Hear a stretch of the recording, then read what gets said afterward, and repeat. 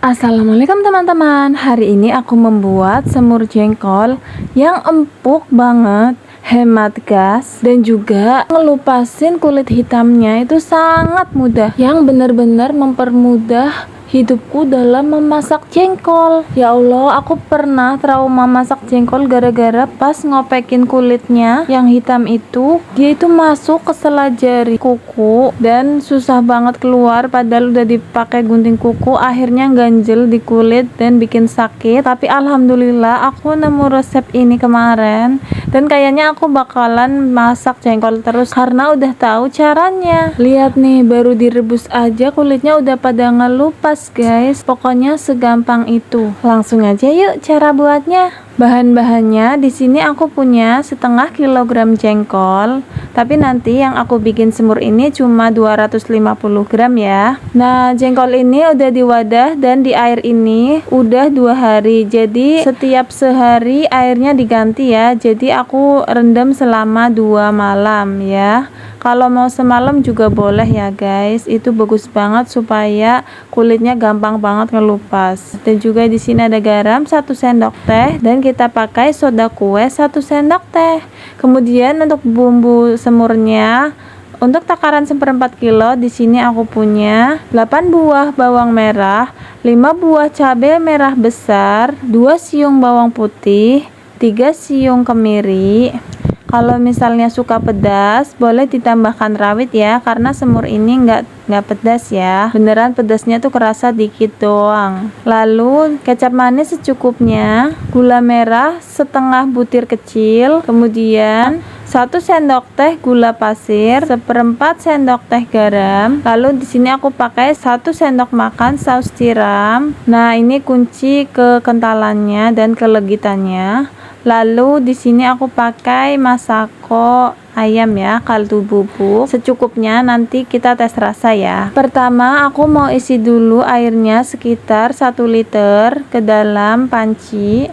Kemudian kita masukkan jengkol yang sudah direndam selama semalaman ke dalam panci, lalu kita rebus ya teman-teman. Jangan lupa ketika kita merebus kita masukkan 1 sendok teh garamnya dan juga 1 sendok teh soda kuenya supaya lebih cepat empuknya guys. Nah, lihat baru mau mulai ngerebus aja kulitnya udah pada mengelupas ya.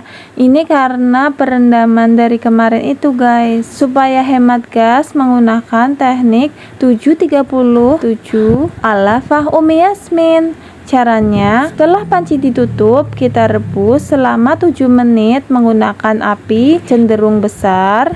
Lalu kita matikan apinya. Kemudian setelah dimatikan kompornya, kita diamkan selama 30 menit. Lalu kita nyalakan kompornya lagi 7 menit lagi. Selama proses ini, tutup panci jangan dibuka ya, supaya uap panasnya tidak keluar. Jadi kita menyalakan api hanya 14 menit saja.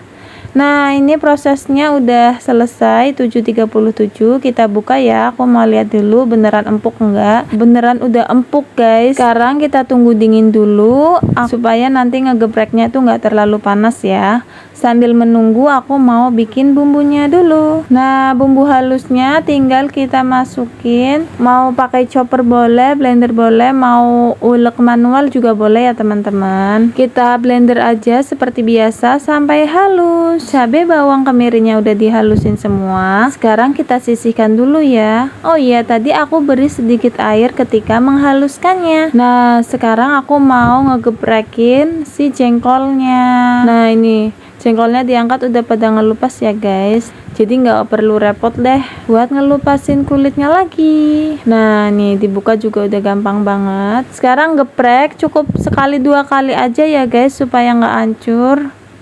Ini aku masukin plastik soalnya layah atau cobek aku tuh dari kayu dan dia tuh ada serat-seratnya gitu kan, kelihatan melingkar. Kalau misalnya buat ngegeprek jengkol, takutnya jengkolnya itu meresap ke situ guys, nanti cobek aku jadi bau jengkol. Jadi ini aku pakaiin plastik ya guys. Tapi kalau kalian pakai cobek batu, nggak usah pakai plastik juga nggak apa-apa. Nah, tinggal geprek-geprek sedikit udah agak retak ya. Jangan sampai hancur ya. Lihat nih, kita aduk-aduk. Kulitnya udah pada ngelupas. Bukankah ini sangat membantu, Besti? Karena ini bagian yang menyebalkan kan, melepaskan kulit ini. Lihatlah. Kita lakukan sampai habis ya. Nah, ini udah semua. Sekarang udah bisa kita masak. Tapi tunggu dulu, aku mau ambil setengah dulu ya. Kalau makan langsung setengah kilo, kaki dan tangan tuh rasanya linu guys. Apalagi cuma berdua. Jadinya ini kita simpen dulu yang setengah kilonya lagi ya, buat nanti ditaruh di freezer. Nanti kalau mau masak jengkol udah nggak perlu rebus-rebus lagi, tinggal dimasak aja gitu guys. Sekarang kita tumis bumbu halusnya ya. Kita tumis ini sampai aroma bumbunya itu benar-benar nggak ada bau langu ya guys. Setelah aromanya harum, kita masukkan air secukupnya. Kita aduk-aduk, kita masukkan gula merahnya. Lalu kita masukkan garam dan juga gula pasirnya.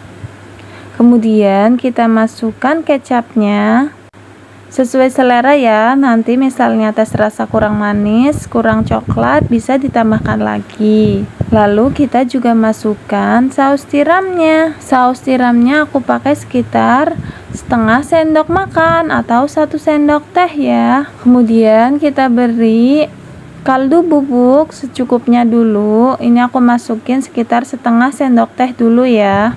Kita aduk-aduk ya. Setelah airnya udah agak mau mendidih, kita masukkan jengkolnya.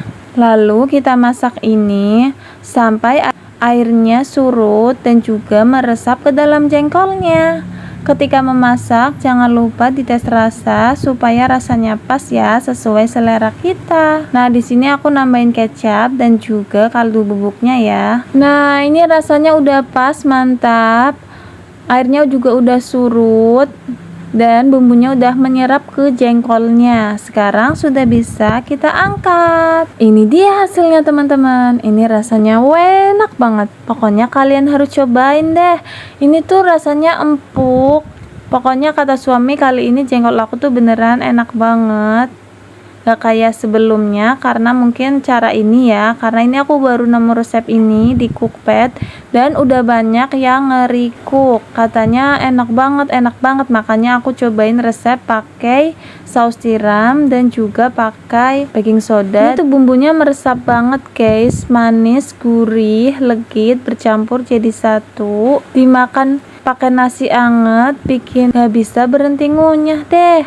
Makan pakai bumbunya aja udah sedep banget. Sekian resep dari aku. Kalau kalian rasa konten aku bermanfaat, jangan lupa subscribe agar aku semakin semangat berbagi resep makanan yang enak-enak lainnya. Terima kasih teman-teman. Assalamualaikum, selamat mencoba.